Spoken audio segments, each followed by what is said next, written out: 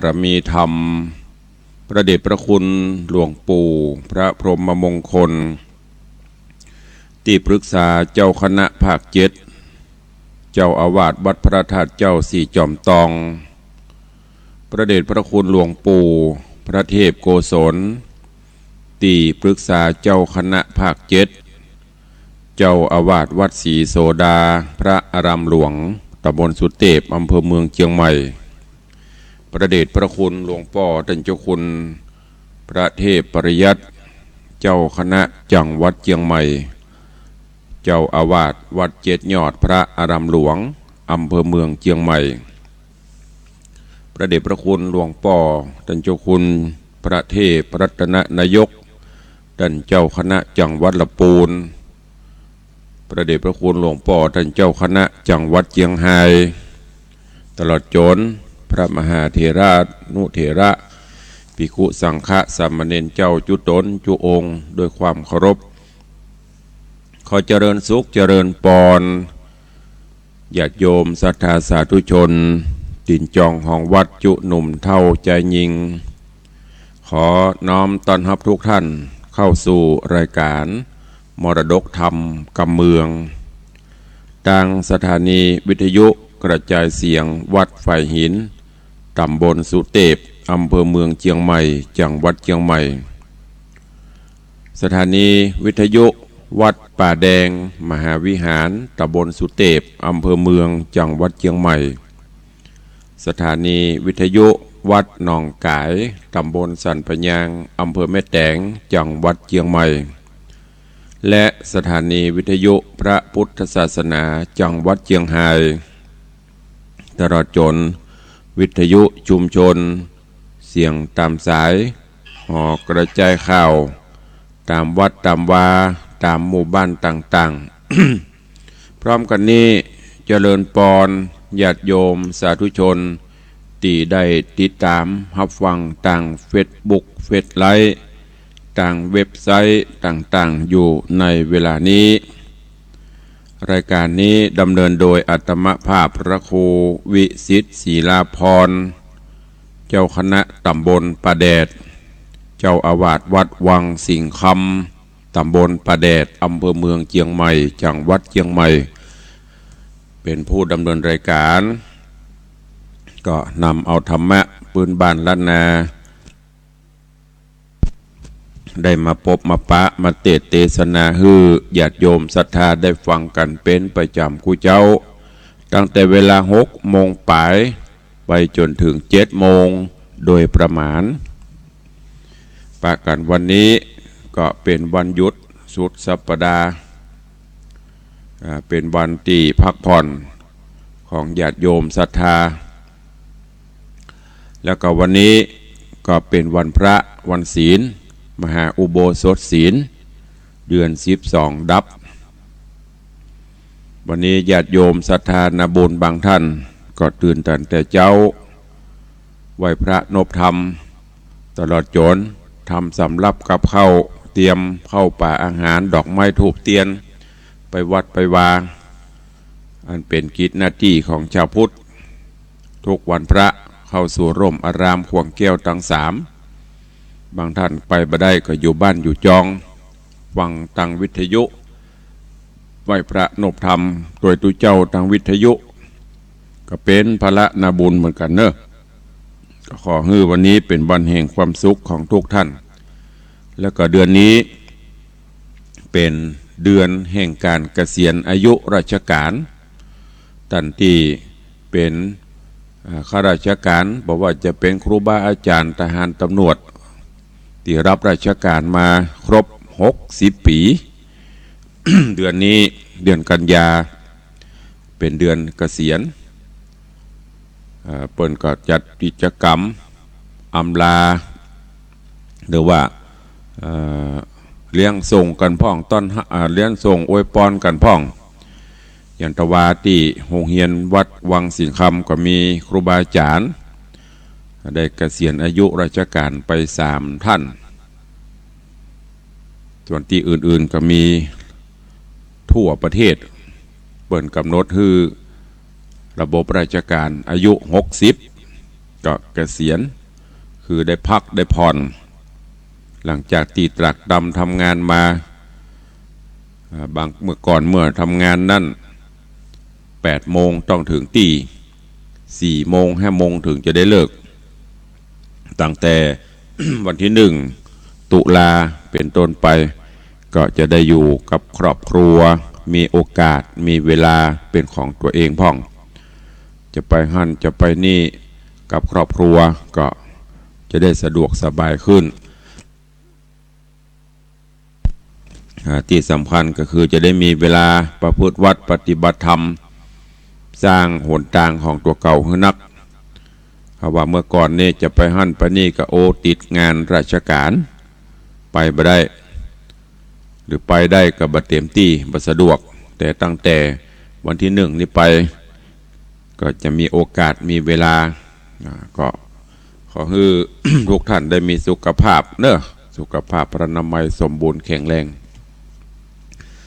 แล้วก็วันนี้มาฟังกันต่อในเรื่องของจักเข็บหัวแสงที่ได้น้อมนำมาเทศนาฮือญาติโยมศรัทธาได้สดับรับฟังกันก็ผ่านโป้นไป16 ตอนวันนี้ก็มาฟังกันในตอนที่17 พยังบรรลุก็ลุกได้แล้วเนอะยกเว้นตันที่หยุดการหยุดงาน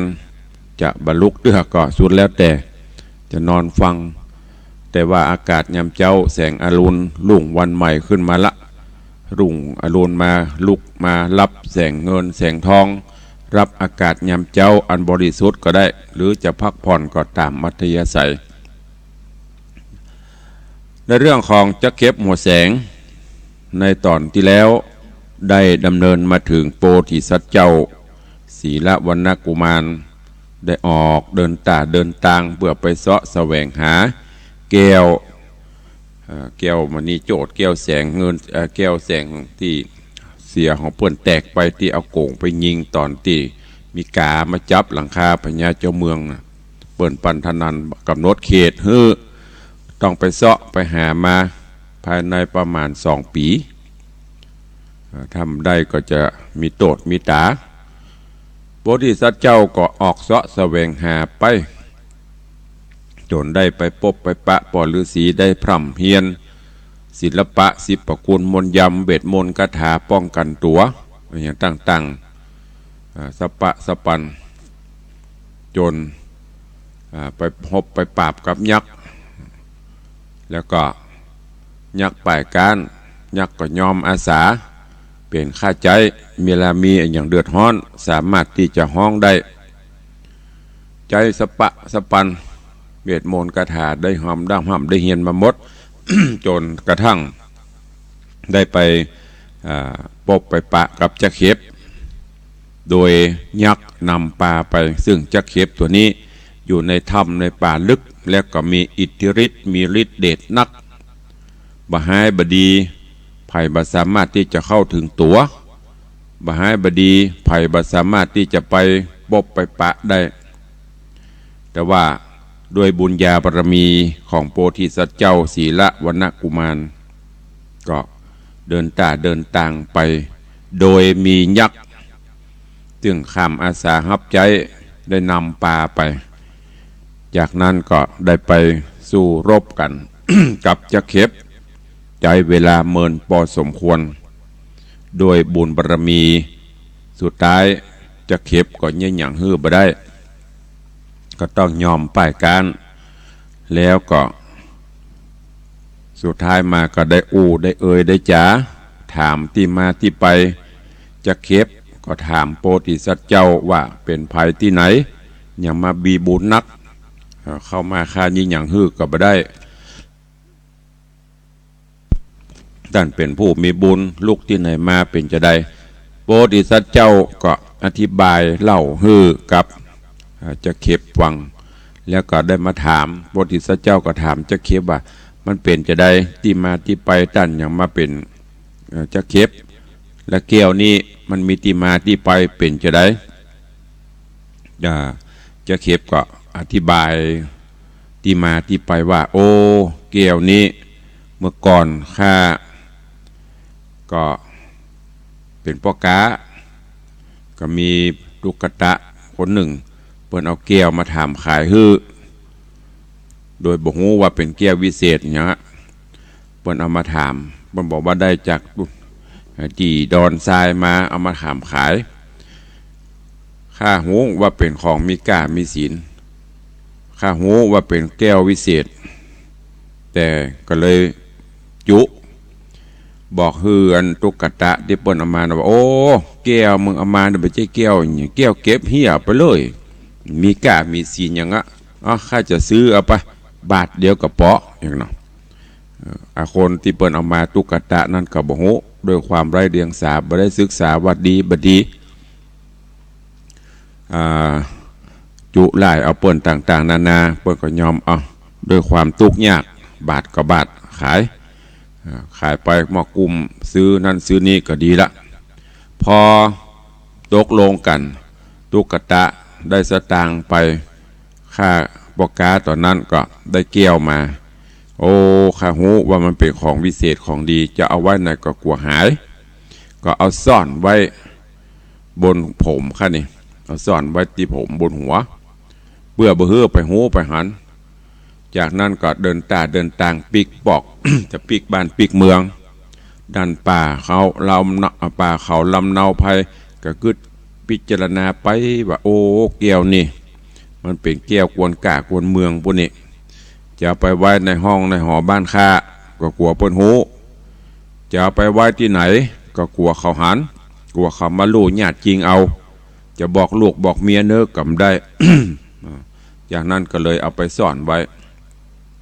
ที่ในถ้ำบุญด้วยความโลภโมโทสันเนี่ยเอาไปซ่อนไว้ในถ้ำพอตายมาข้าก็เลยได้มาเกิดเป็นเจ้าเข็บ มาเฝ้าอยู่นี่แล้วก็แก้วเนี่ยก็มาติดอยู่หัวเนี่ยทรมานละกรรมนักเกเพราะวิบากกรรมเนี่ยกรรมบ่ฮลันบ่ฮาเป็นผู้สมเฝ้าทรัพย์อยู่นี่ไปไหนก็บ่ได้จะเป็นพวกหมื่นปีพุ่นน่ะจนกว่าผู้มีบุญจะมาดับเอาไปหรือว่าได้กินได้ทานอย่างไปตั้งแน่บอกว่าจนสุดท้ายท่านเจ้าเป็นผู้มีบุญได้มาพบมาปะอย่างอีกแล้วก็แก้วนี้ก็เหมาะสมที่จะไปอยู่กับท่านเจ้าข้าก็ขอมอบแก้วนี้ฮือเนอะแล้วก็หากว่าได้เอาไปใช้ที่เป็นประโยชน์จะนะเป็นพละบุญกุศลข้าก็ขอส่วนบุญกุศลนั้นตัวจากนั้นก็มอบแก้วฮือกับโพธิสัตว์เจ้าเมื่อโพธิสัตว์เจ้าศีลวรรณกุมารฮับมาแล้วปันสักกันไปสกรรมก็ลาจะเข็บเพื่อจะปิกพอลาละไม้คายไปสักหน่อยดึงจะเข็บก็สิ้นใจตายแล้วก็ไปเกิดที่ใหม่บนสวงสวรรค์ด้วยบุญบารมีคือมดกรรมมดเวรบุญบารมีก็เข้ามาแทนได้ไปเกิด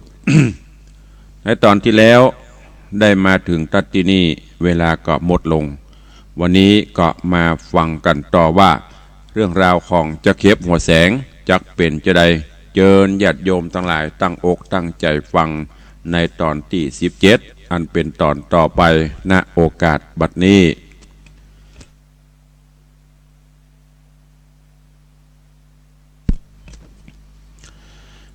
นะโมตัสสะภะคะวะโตอะระหะโตสัมมาสัมพุทธัสสะศีลกุมาโรรัตนังลาภิตวามหาญักขังจินเตสิติสัทธโวดูราสัพปุริสะตั้งหลายผู้ขัดนิ่งหมายไข่รอดเวียงเกี่ยวยอดเนรปานจริงได้หือตานใส่บาทบอลละขาดเสียสินได้อาจินใจจอดบอลละตอดภาวนาปากันพร้อมนาหยุดหาฟังธรรมจุงดาจำติดต่อตามบาทคอบาลี ว่าศีละกุมารโรดังนี้เป็นตนบาดนี้แด่เตอศีละกุมารโรส่วนศีละวันนะกุมารหนุ่มเนาหนอพระเจ้าท่าโรงญาณการได้เกี่ยวเจียงคานพระเสดรัศมีเลิศดังใจก็ขนิ่งในกืดเล่าเถิงยักเท่าใจหานบ่ปอนานแต่ใส่ปู่ยักษ์ใหญ่ดงแหนก็โพดแม่บ่จะอยู่ตอนแหนสับปันเจ้าก็ไข่ปันกล่าวอูฮือมันหูตามมีว่าแก้วดวงดีผาเสดอันบังเกิดบนหัวแห่งจักเข็บตัวแยวใหญ่เฮาหักใดดังหมายย้อนมันถวายย่อยืนโดยใจชื่นยินดีการไขว่าตีเมียนแล้วก็ยื่นเกี่ยวเจียงคานฮือยักดงดานได้พอหันแจ้งต่อสายตาแล้วก็จะกล่าวจีฮือแจ้งทีความนายว่าเฮาจักกล้าไกลขึ้นสู่อย่างที่อยู่อาสรมแห่งเจ้าอุดมบุญใหญ่คือเจ้าที่ไวระสีกลางดงรีป่าไม้กันเฮาเตียวไต่ภายพานเมินหลายวันจักฮอดถึงที่จอดศาลาขอด้านคุณนาตัวข้าป่าคำป่า ป่าข้ามป่าดงไพรฮือเรียวไวไปฮอดถึงที่จอดดังไม้ยักษ์ปุ่มลายผู้ใหญ่หับคำใจตามกำอุ้มนอคุณทำน้อยนาดสะยองขึ้นอากาศไปบนคำไผ่โซนป่าไม้คำด้อยใหญ่หินผาหากเป็นดงหนาหยันกว้างกลางตาต่างหิมมาปานยักษ์สะยองสันบ่จอดต่อเตารอดยามแรงตาวันแดงค่ำลาลงลับป่าดงดอนยักษ์คิ้วงอนหาวหาดจิงนำเอาเจ้าน้อยนาดกุมารสะหยองสานไปฮอดถึงที่จอดจีดงจิงป้าเจ้าลงป่าไม้ที่จิมไกลศาลาต่างคนจ่าต่อถอยมีบ่อน้อยหลายประการยักษ์ใจหันปู่เท่าก็ลาเจ้าบุญมีสะยองนีคืนสู่ยังที่อยู่แดนมันก็มีหันและนาส่วนศีลาวันนะกุมารหนุ่มเนาหนอพระเจ้ายอดตัดสะปนก็เล็ดโลนรีบหาวเข้าสู่ดาวศาลาย่อมือสาตั้งเกลาไว้พ่อเจ้าละสีทวนสามตีโขบไว้นางอยู่ไกลลอลาตาปะสาผู้เท่าได้หันเจ้าบุญมี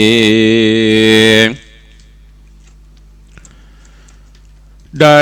ใจยินดีบ่น้อยจริงกล่าวถอยจะถามโดยกำแงมบ่เศร้าว่าตัวเจ้าคำใจได้ผ่านภายเตียวตองเข้าสู่ห้องดงดาน บ่ปอนานปล่อยปอกไว้นะออกขึ้นมายังสมภาท่านนามักไฟได้เกี้ยวก้าใหญ่ดังไม้หรือไปได้เสียเป่ารีบปอกเต้าขึ้นลางเฮานี้หวังใครหู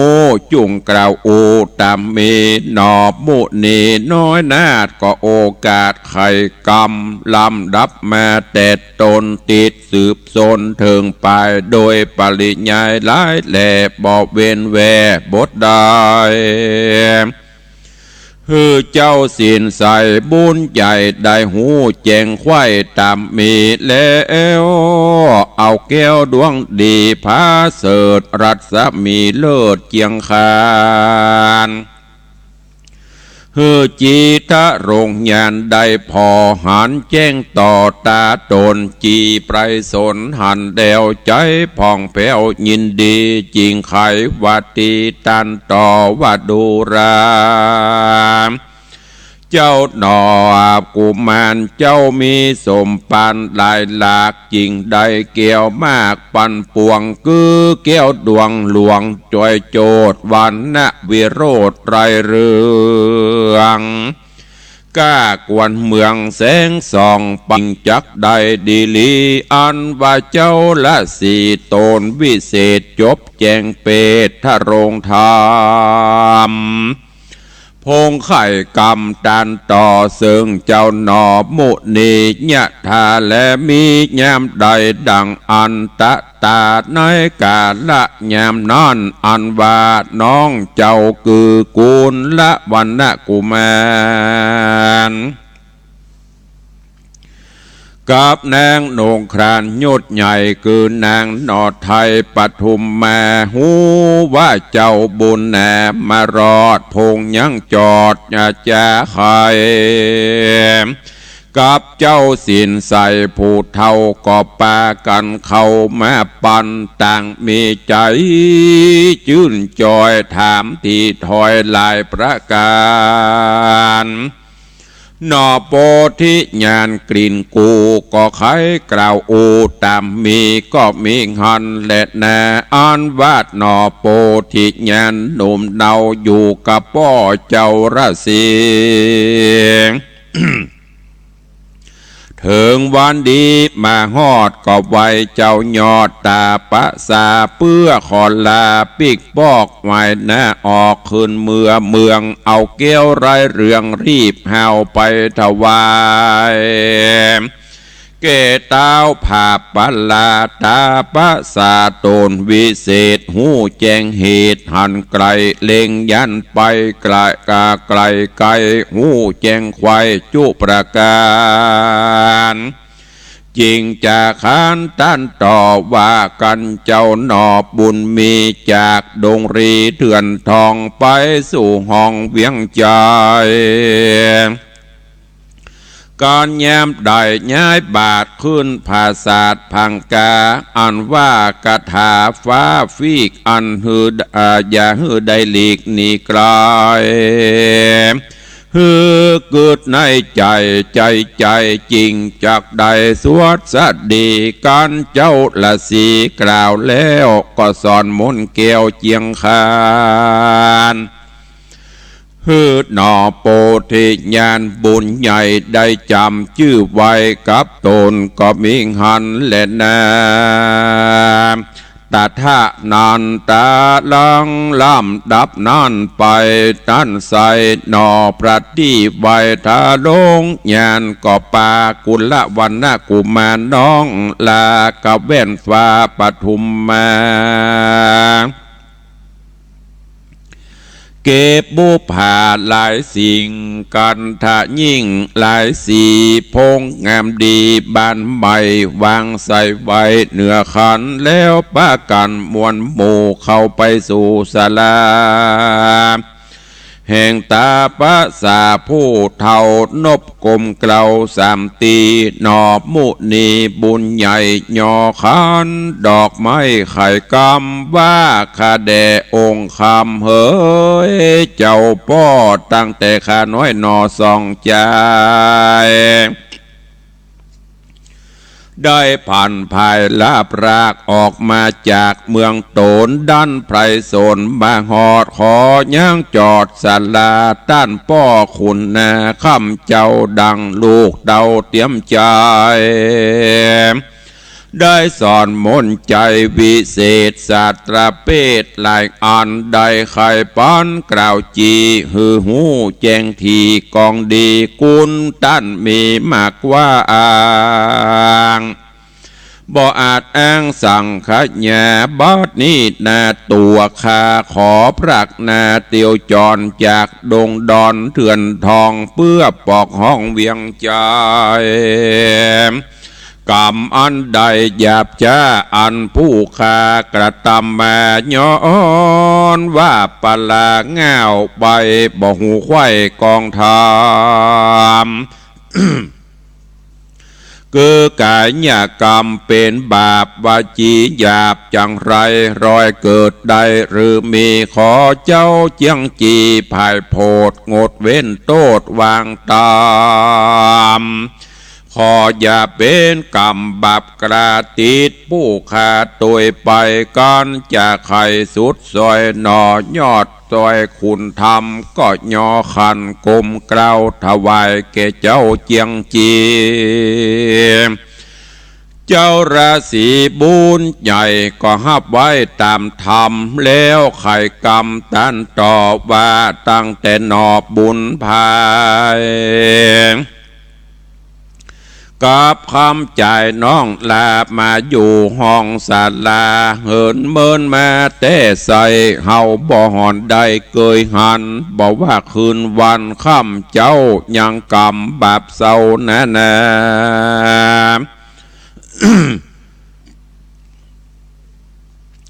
มากนำหนาหรือน้อยอันจองหอยตัวไปเจ้ามาอาศัยอยู่เฝ้าจุค่ำเจ้าอาสาเนียกันนา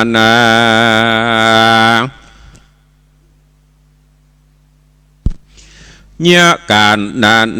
น้อยใหญ่ปฏิบัติไข่ตามธรรมมีแต่บุญน้ำมากเต่าจักติดตัวเจ้าส่องใจแย้มพันภายกราพรากออกไปจากโดงเรียน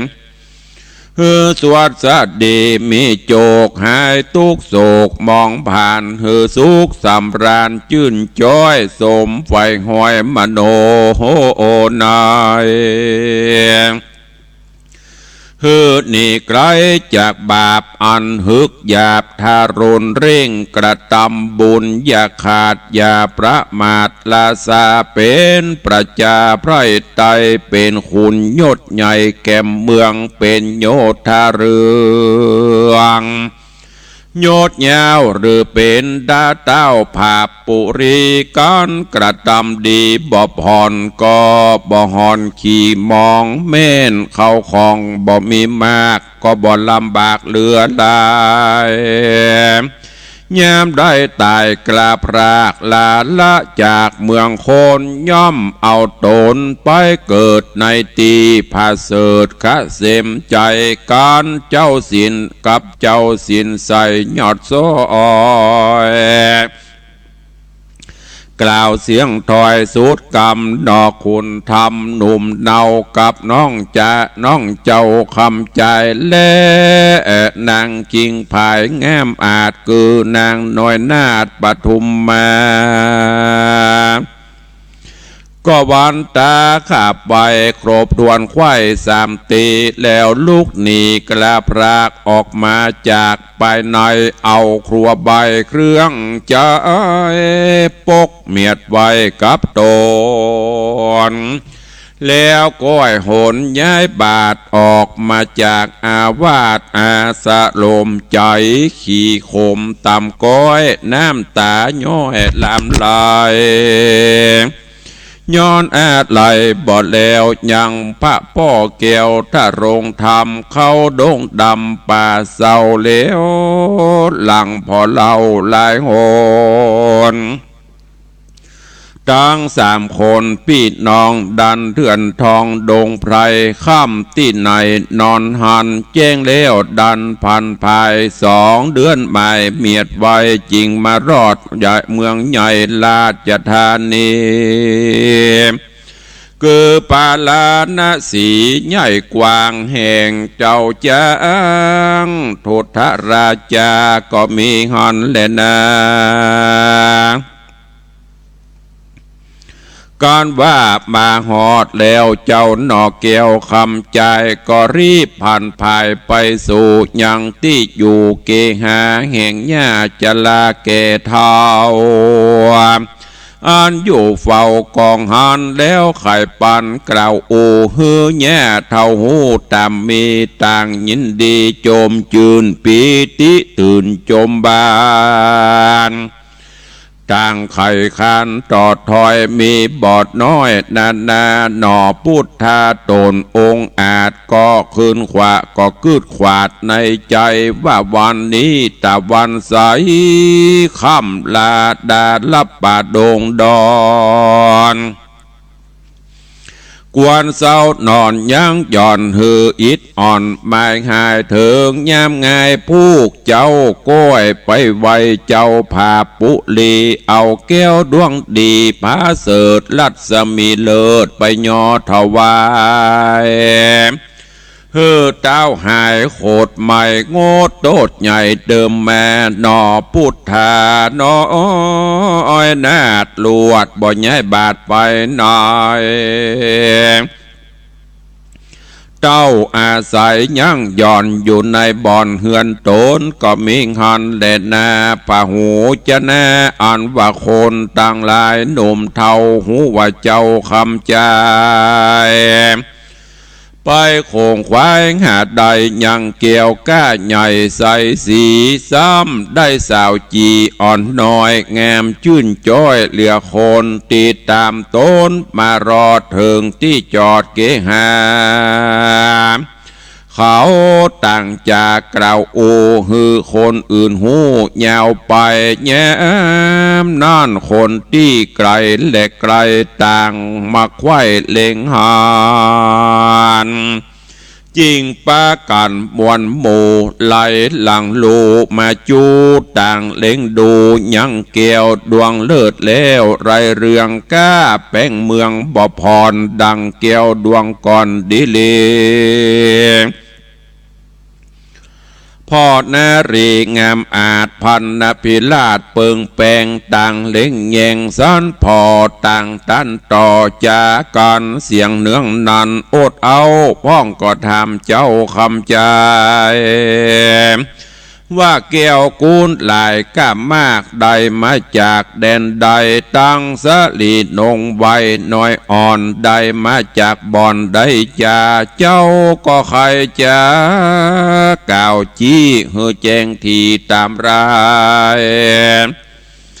คนยิงใจหนุ่มเท่าฟังเจ้าเล่าไข่ปันต่างอาสาจันจุผู้ไข่กล่าวอูนานาพ้องว่าเจ้าบุญแหนมากกวางบอดใดมวยมั่งเมื่อมอนในดงดอนป่าไม้ได้เกี้ยวก้าใหญ่ตั้งกะดังคะเนงได้ตั้งยิงพระเสดงามลำเลิศนำนาพองก็จะบอกเล่าว่าตัวแห่งเจ้ากุมารมีสมปานแต่ไทยได้สร้างไว้เหลือลายจริงบ่ตายคว่ำหน้าโดยดาบกระคมใสแต่นี้ไปเป็นเก่าตัวแห่งเจ้าบุญมีเตี้ยงโป้นเครื่องขี่ไม่มาดเคราะห์ร้ายกลาดหายโหนบ่มีกังบนจ่องห้อยได้สุกยื่นจ้อยคืนวันพ้องก็ผ่านภายพันไปไวบอกดาวไทยภาปาราว่าข้าแด่มหาราชเจ้าต้นเป็นปิ่นเกลาเจ้าเมืองตามดังพระบุญเรืองยศใหญ่โตได้ตกใส่ปั่นไม้ฮื้อสองใจพี่น้องออกจากห้องเวียงใจเพื่อฮื้อไปสอสอดเอาแก้วยอดใส่สีมาแตนแก้วดีดวงเก่าอันตกแตกเล่าลายโหนบัดนี้สองคนปีน้องได้เกี่ยวใส่ซองดังหมายได้พันภายปิกปอกไว้หน้าออกขึ้นแม่เศร้าซายังย่อนอยู่ตีบ่อนเฮือนมาน เจ้าหอจันทิราชฟังโอวาททูลสามีโกธาเกิดต้องในแห่งห้องหอระไทยว่ากูฮื้อมันไปแต่ใส่จริงได้เกี้ยวก้าใหญ่ดังไม้ย้ำผ่านภายมารอดป้อยมาจอดเฮือนบันบ่เรียวปันมาไวอย่างเต้าไทยตนกูฮื้อได้ดูสานพ่อหันแจงต่อสองตาป้อยฮื้อคนแน่แน่ตัวดาวได้หันก่อนเต้าผู้บานมันฮึกหันห้าวหาดคือประมาทตนกูการมันมาจูวันผู้กาละถูกยามได้จากฮือคนในใจกล้านำไปฆ่าสับฟันหรือยับมันใส่คอกบ่ฮือได้ออกพระเนมเขขาราวีข้ามเจ้าฮือมันได้เข้ามอละนาเจ้าปาลาโคดไม่เก็บเมียดไว้ในใจบ่จะใครกล่าวอู้โอบอกแก่ผู้คนใดก็มีวันนั้นแหละนะเนติตังขีญาสังวันนานาวิเศษจาห้องเหตุธรรมเทศนาจะเก็บหัวแสงตอนที่17ก็บังโกมสมเรศเดช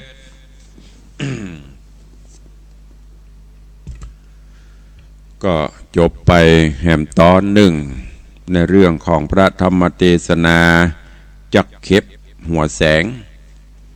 เรื่องราวหลังจากที่โพธิสัตว์เจ้าได้ออกไปเสาะแสวงหาแก้ววิเศษทะลงก้ากวนเมืองตามอาจญาเจ้าเปิ้นได้สั่งการก็ได้ไปเสาะหาจนกระทั่งบัดนี้ได้ไปพบไปปะแก้วติดอยู่บนหัวจักเข็บแล้วก็จักเข็บก็ได้เอามอบถวายฮื้อดังที่ได้กล่าวแต่ต้นหลังจากที่เป็นผู้มีบุญญาบารมีธรรมมาถึงจักเข็บยิ่งอย่างฮื้อก็บ่ได้ปกติถ้าคนบุญบารมีบ่ถึงเข้าไปนี่จะโดนจักเข็บเงียบกินมดแต่โพธิสัตว์เจ้าศีละวรรณกุมารเป็นนอนเนื้อเจือไข่โพธิสัตว์เป็นตนบุญนี่ต่อไพ่ยิ่งอย่างฮื้อก็บ่ได้สุดท้ายเปิ้นก็มอบถวายแก้วพอได้แก้วแล้วโพธิสัตว์เจ้าก็ไหว้หน้าปิกส่วนจักเข็บก็ล้มตายเอาดวงจิตตะวิญญาณไปเกิดบนสวงสวรรค์ชั้นฟ้าปุ่นโพธิสัตว์เจ้าเมื่อได้รับแก้วจากจักเข็บก็ได้ลำนึกกึดห้องหายักษ์เพื่อที่จะได้ให้ยักษ์นำป่าปิกบ้านปิกเมืองยักษ์ก็ผู้ที่อาสาได้ขำใจโดยสัจจะวาจาเมื่อมีอันใดต้องการความช่วยเหลือยักษ์ก็จะมาตอนนี้ก็เหมือนเดียวกันตอนมาก็เหมือนเดียวกันโอ้ไปไก่กุยเนี่ยใหญ่ไปกึดจะได้ยักษ์ฮับอาสาก็เลยขอให้ยักษ์นำไปส่งยักษ์ก็บอกจ่องต่างฮื้อพอได้แล้วตอนนี้ก็ห้องหายักษ์ก็มาจะฮับเอาปิกบ้านปิกจองหลังจากนั้นยักษ์ก็ปาสยองซานมาจนถึงบ้านถึงจองมาถึงที่อยู่พ่อฤาษีก็เข้าไปไหว้พ่อฤาษีแล้วก็เอาแก้วเอาแสงมาให้พ่อฤาษีได้พอพ่อฤาษีก็โอ้ท่านเจ้าเป็นนอนเนื้อเจือไข่ตนบุญแตะเข้าป่าไปก็มีอันตรายปิกมาก็ปลอดภัยก็โดยบุญบารมีพออยู่มาเมินบานานก็กลัวมันจะเลยเวลาที่เปิ้นกำหนดฮื้อก็เลยขออำลาพ่อฤาษีพร้อมกับปาเอาน้องคือกุลวรรณกุมารกับปทุมาล่ำลากันเพื่อที่จะปิกบ้านปิกจองเก็บดอกไม้ธูปเทียนมาขอสู่มาคารวะพ่อฤาษีเพราะว่าหากแม้นบาดเมื่อยามได้อยู่ได้ล่วงล้ำกำกาย ปฤษีโดยกายโดยวาจาโดยจิตโดยใจกลัวเป็นบาปเป็นกรรมก็ขอขมาขอลาปฤษีปฤษีก็บอกโอ้ตั้งแต่สู่เจ้าทั้งหลายมาอยู่เนี่ยหลายมือหลายวันหลายเดือนก็บหันเป็นโทษเป็นตาอย่างเนอะบ่ได้ทอดกรรมกระทำเวรบ่ได้กล่าวร้ายหยังดูแลปัดปูข้าก็เป็นอย่างดีน้ำถาดน้ำกินน้ำใจไม้สีฟันผลหมากหลักไม้ก็เสาะมาฮื้อกูขาบกูมือมีหยังเนอะมันนี่อย่างที่เป็นบาปเป็นกรรมมิแต่บุญแล้วปฤษีก็อธิษฐานจิตอำนวยอวยพรให้ถึง3ได้เดินเดินทางโดยความปลอดภัยจากนั้นก็ปากันเดินเดินทางโดยมียักษ์นำปานำตางมาแหมมาจนถึงบ้านถึงจองละมาถึงที่บ้านที่จองที่เก่าที่เดิมจากนั้นก็ไปที่บ้านแม่เท่า ที่เคยฮื้อที่อยู่ที่อาศัยที่พักด้วยความเหนื่อยล้าก็โอ้ขอพักนี่ก่อนเนาะวันพุธก็ก้อยเอาแก้วเอาแสงไปถวายด้วยเรื่องราวข่าวนี้ก็ลอดไปถึงหูเจ้าบ้านเจ้าเมืองเกี่ยวกับไข่หันแก้วหันแสงเกี่ยวกับตนบุญที่ได้นำปลาที่โดนเปิ้นใจไปเสาะหาแก้วหาแหวนหาแก้วหาแสงตอนนี้ก็ปิกมาสู่เมืองปาราณสีเฮาละข่าวนี้เล็ดลอดไปจนถึงหูพญาเจ้าเมืองปาราณสีบุล่ะคือพญาทุตถราชาโอ้แทนที่จะโอ้มันมาละกาอีกอันเนี้ยก็เริ่มโคตรแท้มะหาว่าใจไปแล้วอย่างบอกฟังปิ้งมาเผียวต้องแทนที่จะฮื้อค่าหันก่อนเปิ้นเอาไปฮื้อคนอื่นหันก่อนเตรียมจะใส่โตดใส่ตาเปิ้นให้เหมาะเรื่องราวจะเป็นจะได้ก่อยติดตามฟังกันเนอะอันเนี้ยญาติโยมทั้งหลายมีอำนาจมีอำนาจมีหน้าที่เป็นใหญ่เป็นโตถ้าใจหน้าที่บัดถูกก็ระวังภัยจะเข้าตัวเก่าถ้ามีบุญบารมีศีลมีธรรมอยู่ด้วยกันมันก็ไปกันได้สบายเหมือนอย่างปฤษีก็อำนวยอวยพรให้บ่ให้ได้เป็นบาปเป็นกรรมหยังแล้วก็บุญบารมีไปอยู่ที่ไหนก็สะดวกสบายมีแต่คนฮักด้วยหยังโดยมีศีลมีธรรมมีกายวาจาใจอันบริสุทธิ์พุทธพอง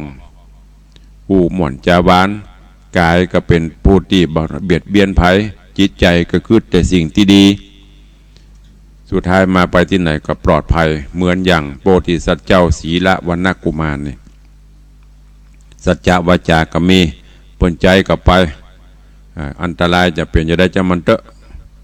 มีโทษก็ยอมรับผิดบ่ได้เบียดบ่ได้คิดเป็นอย่างอื่นและที่สำคัญมันยังจะเข็บ ที่เปิ้นอู้กันตะเกียโดยบุพกรรมไปเป็นพ่อค้าในขายเปิ้นเอาครัวมาขายโดยความโลภแทนที่จะบอกให้เปิ้นซื่อไปจุไปไล่เปิ้นเหียโคนตุกบ่เคยได้ศึกษาบ่เคยได้สัมผัสว่ามันจะเป็นอย่างแท้ก็เชื่อขายเข้าไปสุดท้ายความโลภตายไปก็ไปเกิดเป็นเจ้าเข็บเฝ้าอยู่หั่นอันเนี้ยโลภโกรธหลงอันเป็นรากเหง้าของตัณหาต่างๆเพราะฉะนั้นก็ฝากไว้กับญาติโยมศรัทธานาบุญเฮาตั้นทั้งหลายเนอะบัดถ้าไปโลภโมโทสันบัดถ้าไปโคตรอย่างบัดถ้าไปว่าอย่างกันอยู่ด้วยกันไปจะยะคนเฮาบัดถึง100 ปีพันปีก็ต้องจากกันไปบางพ่องมีแล้วใครมีแหมโลภโมโทสันโลภโกรธหลงสุดท้ายมาก็ตัวเก่าก็ไม่ได้อยู่สุขสบายเปิ้นตามอัตภาพของเปิ้นหิมาหาได้ต่อได้เปิ้นก็กินไปจ่ายไปใจไปในสิ่งที่เป็นประโยชน์บ่มีความโลภละโมบโลภมากบางคนมีแล้วใครมีแหมได้แล้วใครได้แหมเสาะแหบ่มีเวลาเป็นของตัวเก่าสุดท้ายจากไปเราภายได้อย่างไปตัวเองก็มาลงทัศทีเนี้ยญาติโยมทั้งหลายเพราะนั่นก็ฝากไว้เนอะฟังแล้วเก็บไปคิดนำไปพิจารณาอยู่ด้วยกันโดยความซื่อสัตย์สุจริตต่อกันรักษาน้ำจิตน้ำใจกันไว้ ช่วยเหลือสงเคราะห์อนุเคราะห์กันไปบุญกุศลนั้นไซ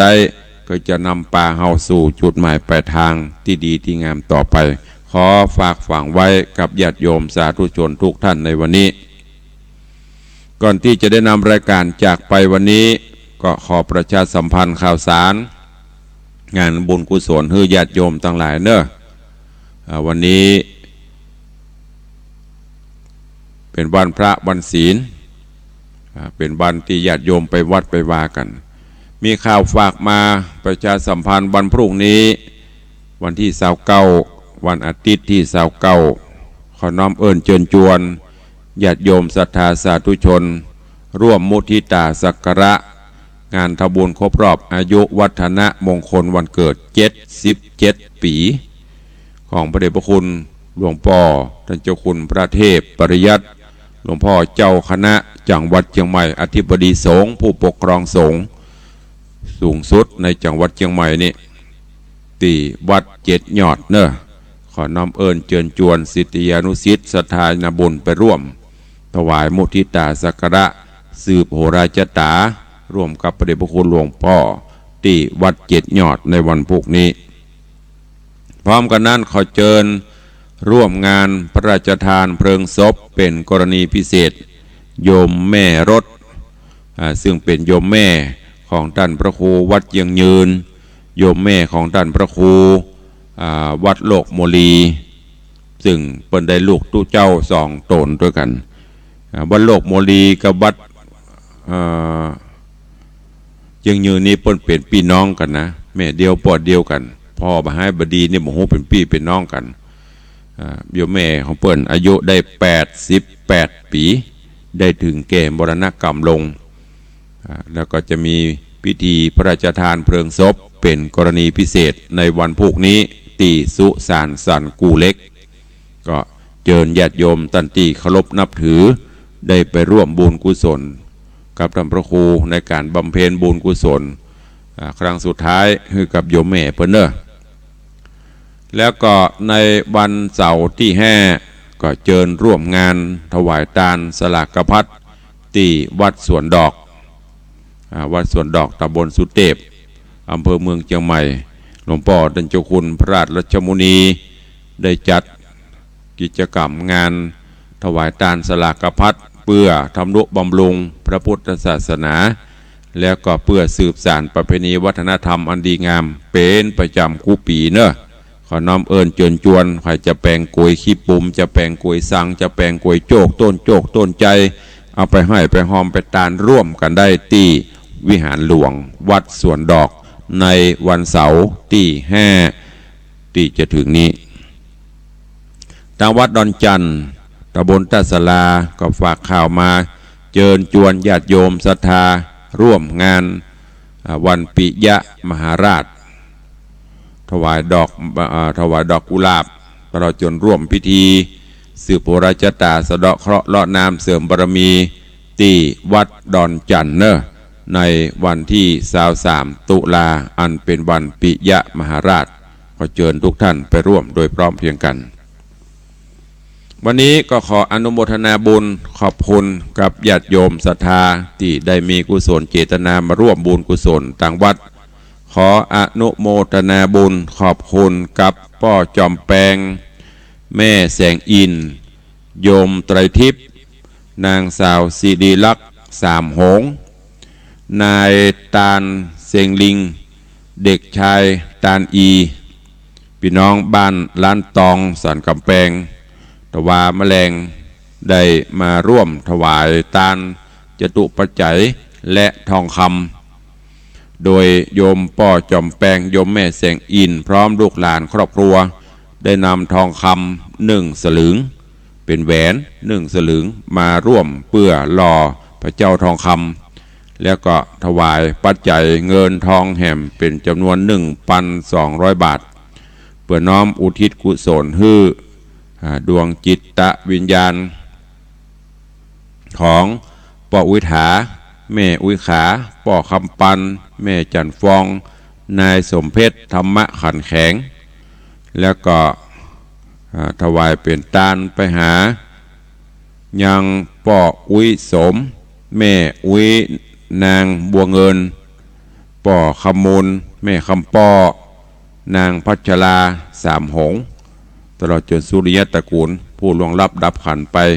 ก็ขอบคุณเนอะกับโยมป่อจอมแปงโยมแม่แสงอินโยมไตรทิพย์นางสาวศิริลักษณ์สามหงและนายตาลเสียงลิงเด็กชายตาลอีอันนี้เป็นอยู่สิงคโปร์ขอบคุณตัวขอบคุณกับโยมป่อธนัทโยมแม่วรรณาดวงทิพย์พร้อมครอบครัวรีเจนโฮมหมู่บ้านรีเจนโฮม1ตำบลสันทรายน้อยได้น้อมนำปัจจัยมาร่วมโมทนาบุญตัวก็ขอบคุณมาณโอกาสนี้เนอะวันอาทิตย์ที่3พฤศจิกายนเชิญชวนสาธุชนญาติธรรมทุกท่านร่วมงานทำบุญทอดกฐินสามัคคีร่วมกับท่านอาจารย์วารินบัววิระเลิศพร้อมคณะศิษย์โดยเชิญชวนญาติโยมร่วมตั้งกฐินสมทบกฐินประจำตระกูลสุดแล้วแต่จะได้กี่หมื่นกี่แสนก็ตามใจตระกูลภัยตระกูลมันเนอะ